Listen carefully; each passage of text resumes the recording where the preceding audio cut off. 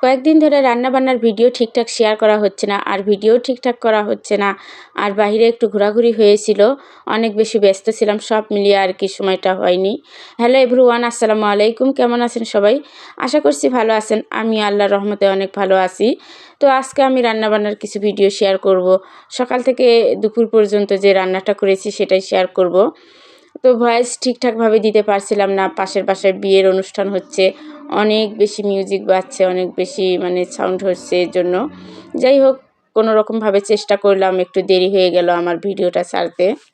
যাই হোক, সকাল সকাল সবার জন্য পরোটা, ডিম ভাজা, আলু ভাজা করেছি, সাথে চা ছিল, আর ওগুলো দিয়ে সকালের নাস্তাটা করে নিয়েছি।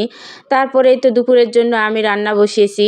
প্রথমে ইন্ডাকশনে কারেন্টের চুলায় আমি ভাত বসিয়েছি, কারণ চুলায় অনেক বেশি কম গ্যাস, আর এই গ্যাসে ভাত বা ভারী রান্না কোনো কিছুই করা যায় না, ছোট ছোট রান্নাগুলো করা যায়।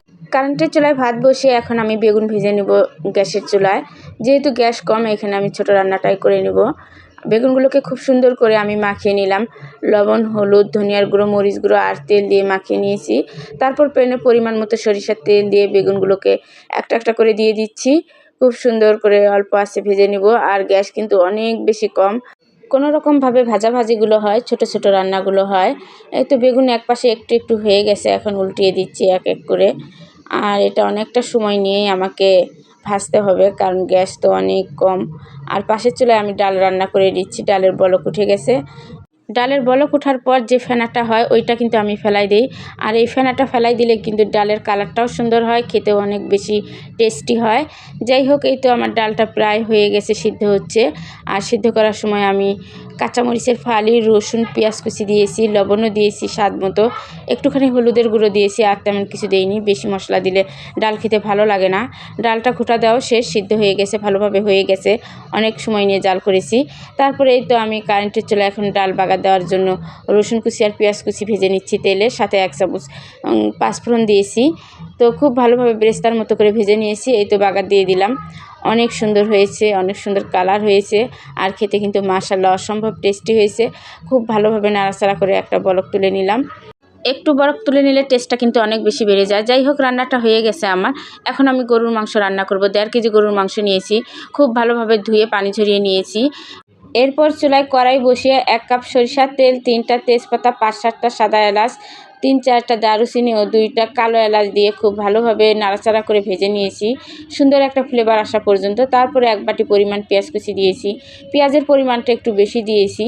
তারপরেই তো পেঁয়াজগুলোকে সুন্দরভাবে ভেজে নিয়ে স্বাদ মতো লবণ দিয়েছি, আদা বাটা 2 চামচ, 3 চামচ রসুন বাটা দিয়ে, আর জিরা বাটা 2 চামচ দেব। একটু সুন্দরভাবে নাড়াচাড়া করে আদা রসুনগুলোকে ভেজে নিব, মশলাগুলোকে। আর বাটা মশলা একটু ভালোভাবে ভাজতে হয়, নয়তো একটু গন্ধ থাকে।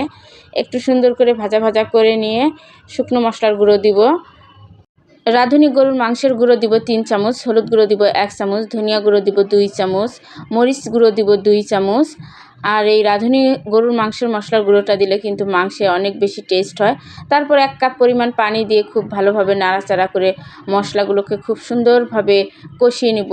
আর এই মশলাগুলো দেওয়ার কারণে কিন্তু অনেক সুন্দর সুগন্ধি বের হচ্ছে, অনেক সুন্দর হয়েছে কালারটা, অনেক বেশি টেস্টিও হয়েছিল মাংসটা। মশলাগুলো কষানো হয়ে গেছে, এখন মাংসগুলো দিয়ে দিব, ধুয়ে রাখা মাংসগুলো। এই তো মাংসগুলো দিয়ে দিচ্ছি।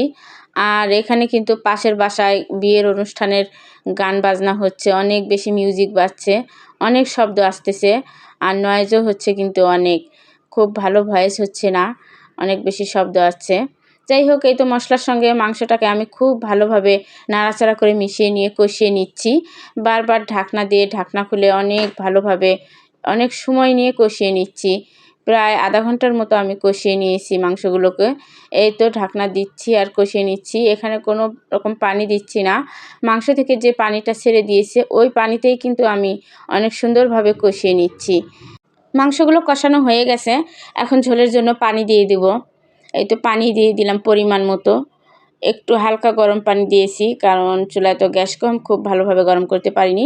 তবে এই ইন্ডাকশনের চুলায় কিন্তু অনেক বেশি তাপ, খুব দ্রুত হয়ে যায়। এই তো বলক উঠে গেছে, এখন 7-8টা কাঁচামরিচ দিয়ে দিব। কাঁচামরিচগুলোকে আমি ভালোভাবে মিশিয়ে নিয়ে আবারও ঢাকা দিয়ে রাখবো পানি টেনে যাওয়া পর্যন্ত, ঝোলটা গাঢ় হওয়া পর্যন্ত। আর এদিকে তো পাশের চুলায় আমি তো আলু দিয়ে কিছু মাংস রান্না করছি, কারণ বাচ্চারা আলু খেতে চায়। আর এদিকে কিন্তু আমার এই তো আলু ভাজা বেগুন ভাজাটাও হয়ে গেছে। আলু ভাজা বেগুন ভাজা কিন্তু অনেক বেশি লোভনীয় হয়েছে, দেখতে ভীষণ ভালো লাগছে। আর এই তো আলুর তরকারিটাও কিন্তু হয়ে গেছে। আর এদিকে কিন্তু আমার মাংসটাও প্রায় হয়ে গেছে। এখন এই তো ঢাকনা খুলে দিলাম, চুলাটা অফ করে দিব। অলরেডি অফ করে দিয়েছি। মাংস রান্নাটা কমপ্লিট হয়ে গেছে। এই তো মশলাগুলো উঠিয়ে নিচ্ছি। মাংস রান্নাটা কিন্তু অনেক বেশি লোভনীয় হয়েছে, অনেক টেস্টি হয়েছে। এখন আমি আমার খাবার প্লেট পরিবেশন করে আমি এই খাবারটা খেয়ে নেব।